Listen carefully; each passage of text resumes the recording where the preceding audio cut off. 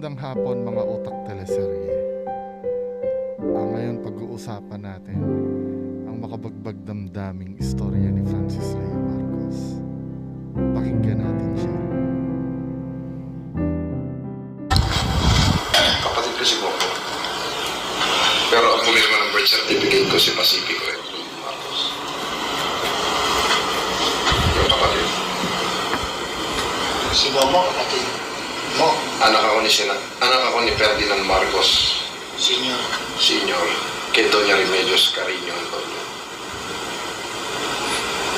Yung prinsesa ng Cordillera. Bakit po siya na... Ang pumirma ng birth certificate ko si Pacifico. Ibig sabihin sa pirma lang siya. Pero sa biological fathers, Si Ferdinand Marcos. si Ferdinand Marcos. Kaya pumakoy. Ang tatay ko.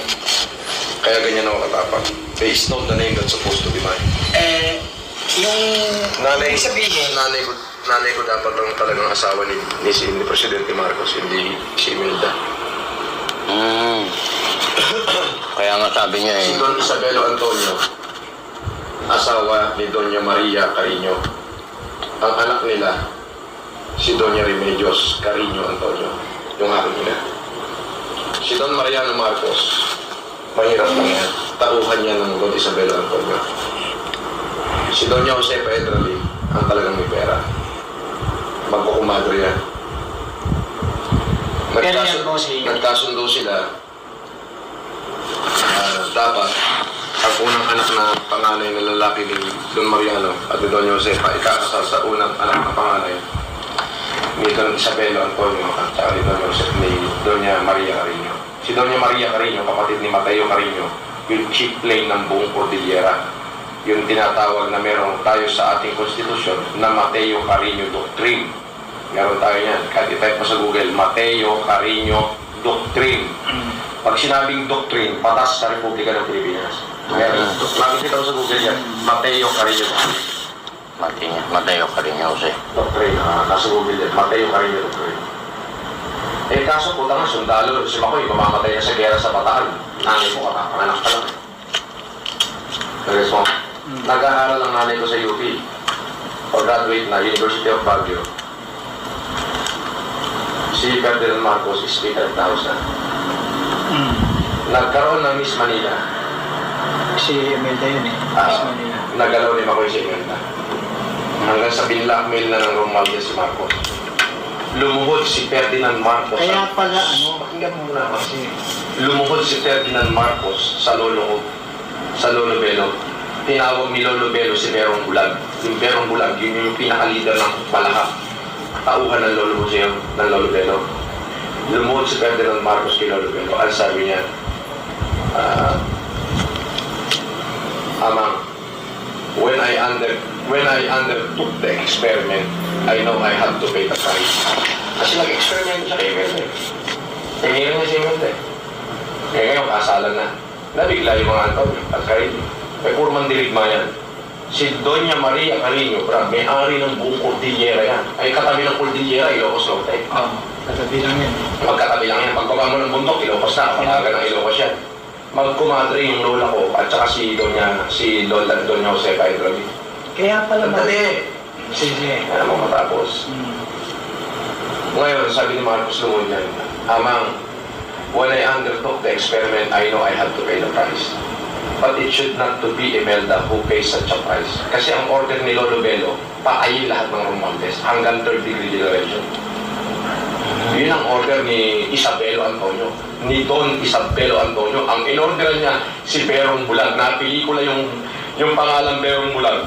Si Anthony Alonso ang gumanap. Yung pinakamatigas na guerrilla sa buong Pilipinas. Berong Bulag yung parang pirata. Bulag sa matanong. Oo, yung parang pirata. Oo. Si Berong Bulag. Ngayon sabi ng lolo ko, sige, patatawarin kita pero dapat magpapatang kasunduan. Kailangan magkaroon kayo ng anak ni Rene at ayoko isilang apo ko na walang pinikilala naman. So nagpakasal na si Imelda at saka si Coco, kaya si Ferdinand, nagkaanak na sila. Tatlo. Si Mama nun, ayaw na magpagkita kay Efe. Ayaw niya naman. Kaya wala siya magawa kasunduan. So, nagpunta sila ng Belgium. Nagpunta sila ng Belgium December 22, 1978. Kung hindi ako nagkakamali. Saan na pa naman? 1978, December 22, 1978. Nagpunta sila ng Belgium. Doon ako binuo. January, umuwi na si Mahol sa Pilipinas. March, umuwi na Marigo. December 29, 1979. Eksakto, siya na buwan. Tapos kung siya lang ako, pumirma sa birth certificate ko, si Pacifico Edralin Marcos. Bakit hindi si Marcos? Hindi pwede, Brad. Masisira ang pamilya, Brad. So at least, dala-dala ko pa rin yung apelido Marcos. Ngayon, kaya pumutok yung balita dyan na anak daw ako sa labas. Pero ang birth certificate ko, paano ko lang sa labas? Pacifico yan. Yun ang kinikilala ko naman. Ngayon, minsan marami kumukwestiyon. Bakit sila nung anak din ng Pacifico? Ayan. Pero no question naman. Ganyan akong katigas. Kaya pala. Ngayon, dahil sa sobrang hinanakit ko noong 2008, sobrang hinanakit ko, nagwawala ako sa Ilocos. Buhay pa yung tiyahe ko sa Cordoba. Siya lang ang umahabol sa akin. Sabi niya, tita, they stole the name that's supposed to be mine eh. Ako dapat yan eh. Francis, ano pa bang problema mo? They had the name, you had the gold. You had me. Mahal kita eh. Kaya pag nasa ospital, na-ospital yun, ako lang ang pinapagtawag. Kaya paborito pala. Pero yan, hanggang tayo na lang nakakalan yan. Tapos na yan. Basta, ang alam nyo, ako, Marcos, tapos. Yun na yun. Kaya pumutok yung sinasabi ni Marinta na anak yung ko sa labas eh. Ano anak sa labas pinagsasi yung putak ina mo? Ipasipin ko tayo. Narinig ko nga, di ba nag-usap kayo? Video call.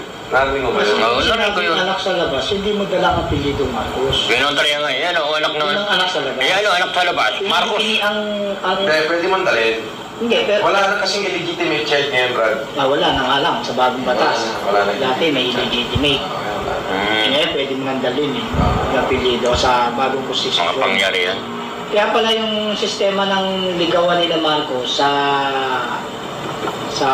istorya nila, 11 tatlong days. araw, 11 Kasi, days of hindi, ganda yan. courtship. Nagalam ni Marcos. Nagalam ni Arsenio Lacson si Imelda Umaga. Pero totoo yun. Totoo yun. Nagalaw talaga ni Arsenio Lacson si Imelda Umaga. Hindi alam ni Marcos yun. Nagalaw ni Marcos si Imelda gabi. Dahil gustong manalo ni Imelda sa Miss Manila, si Marcos ang judge. Si Lacson naman ang host. Kasi siya yung mayor ng Manila eh. Ayun. Sino ba blackmail ng Romualdez? Si Lacson na matanda o si Marcos na binata at saka Speaker of the House? Senate President pa. Ay, siyempre si Marcos. Kaya nagkaroon bigla ng kasalan. Putang inanala. Pero yung istorya ng kay sinasabing si Aimee, anak ni Lacson, totoo ba yun? O hindi? Totoo yun. Totoo yun? Pwede. Ibig sabihin, isang Pwede. beses lang nagalaw, nabuntis agad. Hindi natin masabi. Converted si Imelda.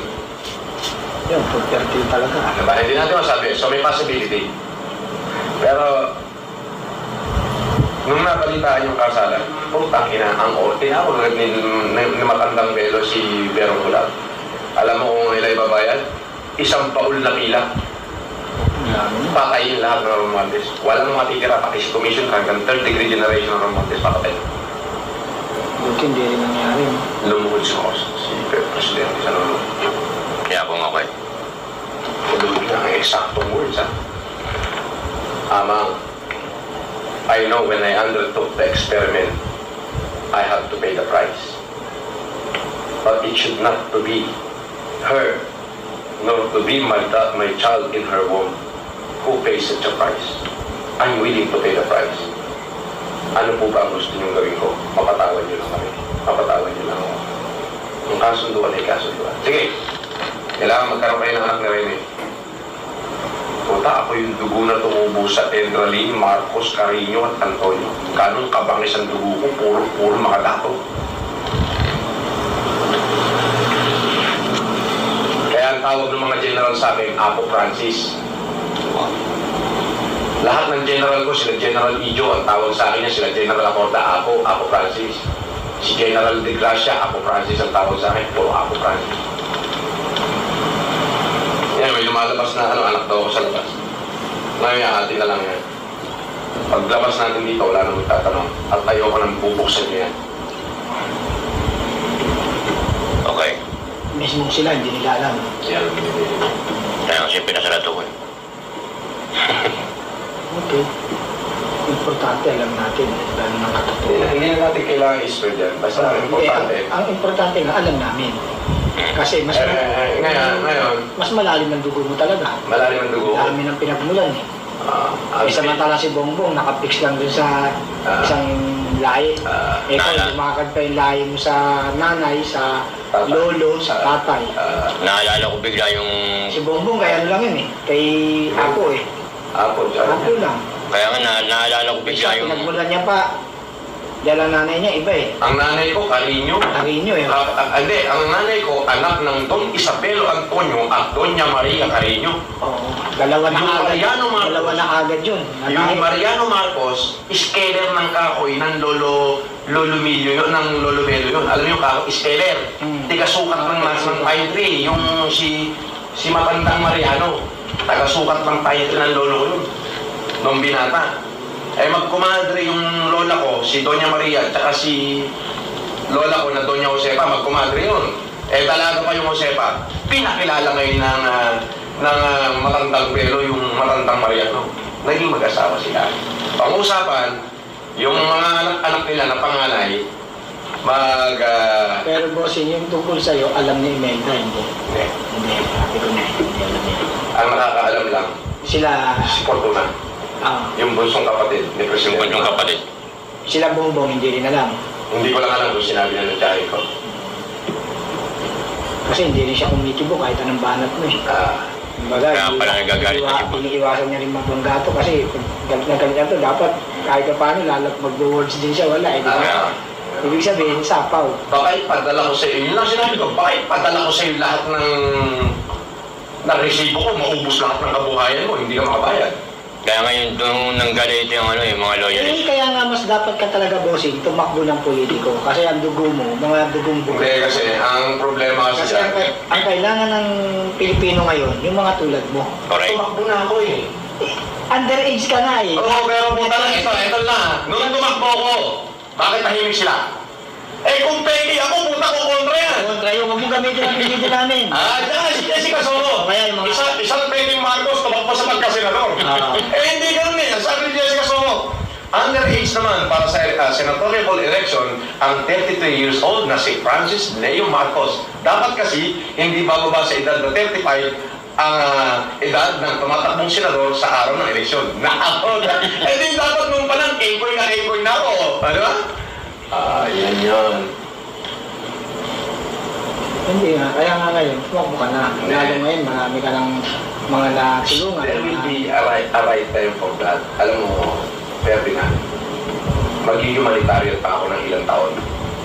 Sabay babanat ako. Boom, nandiyan kayo sa tatlo. Eh, tsaka marami Pinag-iisipan ko, pinag-iisipan ko, 2000, itong next election o 2022. Kung tatakbo si Ivy ngayon, hindi mo na ako tatakbo. Magpapail tayo, samahan niyo ako. Sabay pagdating ng quorum, mag-withdraw ako ng candidacy ko. Kaya, mag-withdraw ako. Your Honor, I withdraw my candidacy to give way to the incoming senatorial aspirant, Ivy Marcos. And however, I ordered all the men and women under my command to support the candidacy of Maria Imelda Romualdez Marcos. To accomplish the given assignment.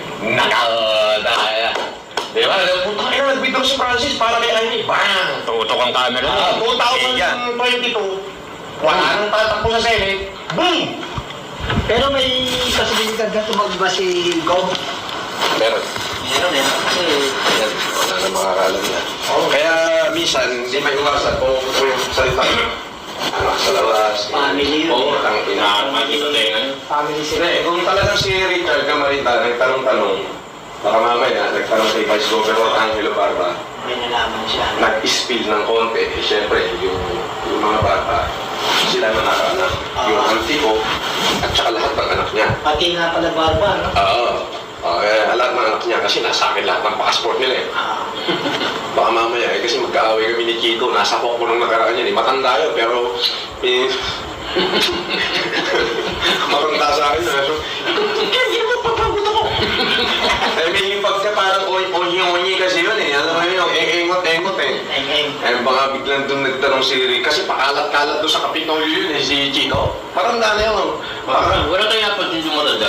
Hindi naman gaano katanda, mga edad 50, kaya. Wala. Mas matanda ng 3 taong kay Angelo, kay Vice Gov. Na magkakamukha sila. Sa akin yung passport, ano ka ba? Baka mamaya natanong ni Richard Camarinda din. Ang ganda ito yung Francis. Anak sa labas niya yan. Ay, thank you po. Hindi pala yan. Pero hindi masasabing anak sa labas. Kasi wala nang legitimate niya. Walang ganon. Ibig na, balat na lang. Paputukin mo yan. Paputokin yan. Saan natin?